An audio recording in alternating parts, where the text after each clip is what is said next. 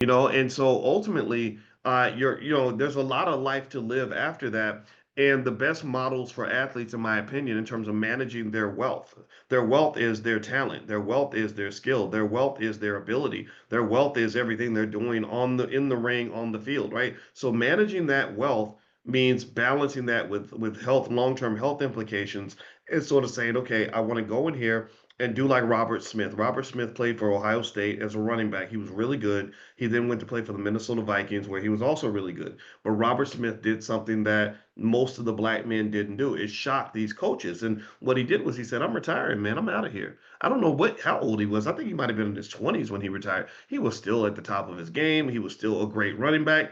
And they were like, why would you quit when you could go out there and keep getting brain damage for another 10 years? Robert said, because I want to have a good life after I'm done playing football. I want to be healthy. I want to watch my grandkids grow up. So Robert walked away at a time where it made sense, right? Just like a lot of drug dealers. You ever watch the movies where the drug dealer, if he had just saved his money and walked away at the right time, he could have been rich for the rest of his life. But instead, he had to do one more run, make one more deal, and then that's when his best friend, gets him set up with the feds, and then he goes to prison for 30 years, right? So knowing when to walk away is really important, I think, for a lot of athletes. Dr. Myron Rolle is another guy I just have so much respect for. Myron Rolle, I would almost say we're friends. We follow each other on Instagram, and he sent me a copy of his book, and he was messaging me and stuff like that. And Myron Rolle is just, I didn't even say it because when you meet somebody that's kind of famous and stuff, you don't want to fan out and be like, oh my God, I'm such a big fan, because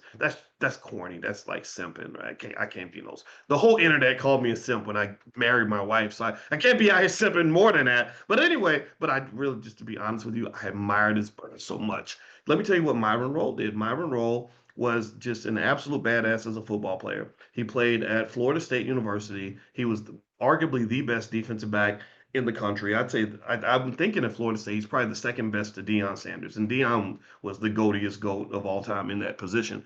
And he goes to the NFL. He gets drafted, and he literally just tells them, he's like, you may not be used to this, but I'm a black man who has options.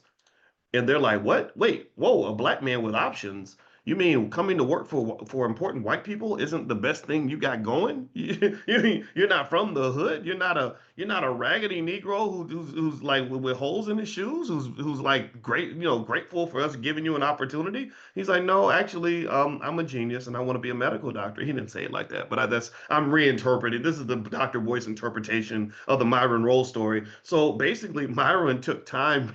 He got drafted in the NFL and said, I want to go to Oxford. And he did a fellowship, I think, in Oxford for a year or two. And then he's like, okay, now I'm ready to play football. And then he came back and he had a great career in the NFL. Now Myron I think he does brain surgery on babies or something. He's like a pediatric neurosurgeon or something. I don't know exactly where he went. I remember seeing prestigious names like Harvard and Johns Hopkins.